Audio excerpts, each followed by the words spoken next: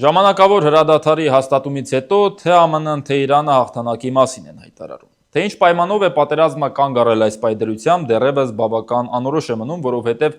թե Թեհրանից, թե Վաշինգտոնից իրար հակասող հայտարարություններ են անում։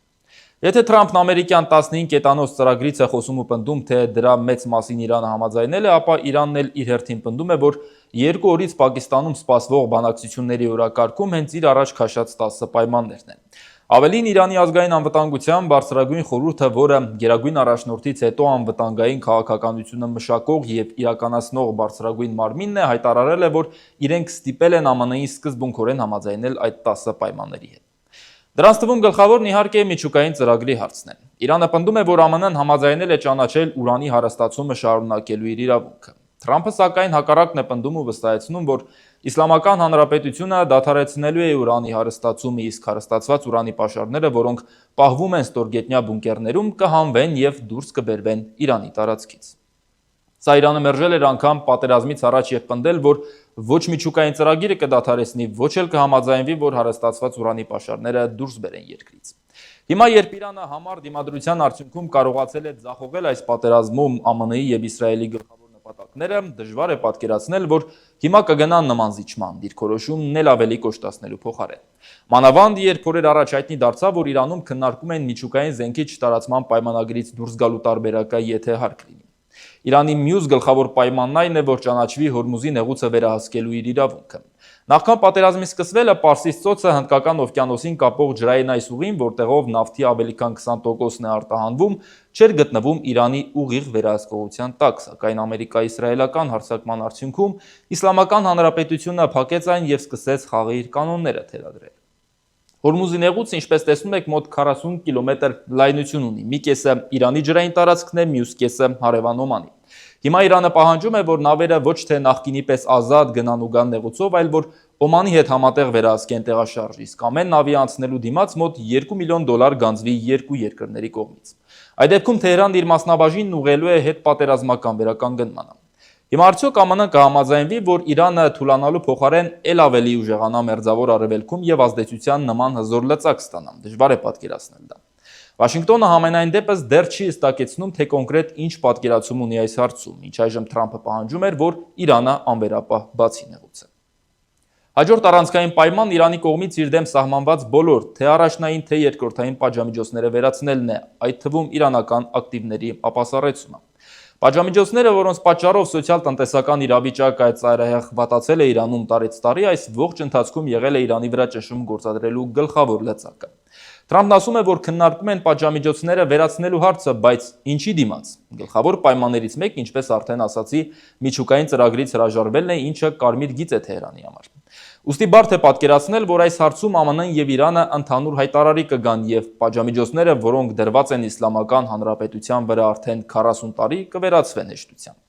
Իրանը եւս մեկ կոշտ նախապայման ունի։ ԱՄՆ-ն պետք է դուրս բերի իր զորքերը Մերձավոր Արևելքի երկրներից։ Ամերիկյան բազաներ կան Իրանի հարևան գրեթե բոլոր արաբական երկրներում, բացառությամբ Օմանի, Եմենի։ Ավելի քան 1 ամիս Իրանը հենց այդ ռազմաբազաներն էր օգտագործում, որոնք կիրառվում էին իր դեմ հարձակումներում։ Դեռ շաբաթներ առաջ Իրանի նոր գերագույն առաջնորդ Մոջթաբա Խամենեին հորդորել էր Պարսից ծոցի արաբական երկրներին դուրս բերել իրենց տարածքից ամերիկյան ռազմաբազաները, զգուշացնելով, քանի դեռ ամերիկյան բազաներն այնտեղ են, այդ երկրների տարածքը շարունակելու է մնալ Իրանի թիրախում։ Արդյոք հիմա իրատեսական է սպասել, որ ԱՄՆ-ն իր իսկ կամքով Մերձավոր Արևելքից դուրս կբերի ռազմաբազաները, որոնք տասնամյակներ շարունակ արդեն այնտեղ են գտնվում։ Հազիվ թե։ Անգամ եթե արաբական երկրները դառնալով ԱՄՆ-ի եւ Իսրայելի սկսած պատերազմի թիրախ պահանջեն ԱՄՆ-ից դուրս բերել այդ բազաները, դեռ փաշ չէ, որ Միացյալ Նահանգները կհամաձայնվի դրան։ Իրանը պահանջում է ԱՄՆ-ից հստակ երաշխիքներ նաև, որ իր դեմ այլևս պատերազմ չեն սկսի։ Հրադադարի հաստատումն ու հակամարտության սառեցումն անընդունելի է Թեհրանի համար, քանի որ դա համոզված են հնարավորություն կտա ԱՄՆ-ին եւ Իսրայելին ժամանակ շահել ընդամենը եւ պատրաստվել հաջորդ պատերազմին։ Իրանը պահանջում է նաև վերացնել այս տարիներին ՄԱԿ-ում եւ ատոմային էներգիայի միջազգային գործակալությունում իր դեմ ընդունված բանաձևերը, փոխհատուցում տրամադրել ամերիկա-իսրայելական հարձակման հետևանքով պատճառված ահռելի վնասի համար։ Եվ վերջինը, բայց ոչ իր կարևորությամբ։ Իրանը պահանջում է նաև դադարեցնել պատերազմը իր դաշնակից ուժերի, մասնավորապես Հզբոլլահի դեմ Լիբանանում։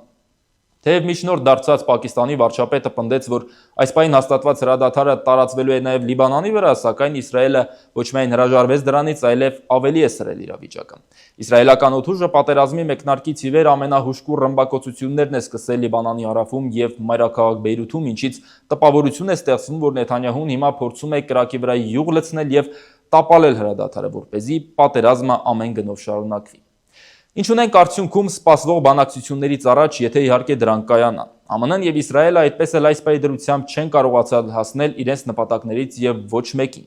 Ոչ իշխող վարչակազմն են կարողացել տապալել, ոչ միջուկային ու հրթիռային արդյունաբերությունը ոչնչացնել, որքան էլ նման պնդումներ հնչեն, ոչ Իրանին աջակցվող ուժերն են ոչնչացվել, ոչ էլ Իրանն է զիջման գնացել ու համաձայնվել դադարեցնել իր աջակցությունը այդ խմբավորումներին։ Այո, Իրանը շատ ծանր կորուստներ է կրել այս ընթացքում, հազարավոր զոհեր, տասնյակ հազարավոր վիրավորներ, երկրի բարձրագույն ղեկավարության ու ռազմական հրամանատարության կարևորագույն գործիչներ, այդ թվում գերագույն առաջնորդ Այաթոլլա Ալի Խամենեին սպանվել են, հազարավոր արդյունաբերական ձեռնարկություններ և քաղաքացիական ենթակառուցվածքներ են վնասվել, բայց քանի որ սա Իրանի համար լինել-չլինելու պատերազմ է, անգամ նման կորուստների դեպքում Իսլամական Հանրապետությունն ավելի ուժեղ կարող է դուրս գալ այս իրավիճակից։ Սա բնականաբար չի կարող ազդեցություն չունենալ բանակցություններում։ Իրանից արդեն իսկ հայտարարել են, եթե իրենց այս թվարկված նախապայմանները չկատարվեն, ապա գերագույն առաջնորդ Մոջթաբա Խամենեին թույլ չի տա որևէ համաձայնագիր կնքել ԱՄՆ-ի հետ։ Հետևաբար կա ռիսկ, որ երկու շաբաթը լրանալուց հետո կամ գուցե ավելի վաղ պատերազմը կվերսկսվի։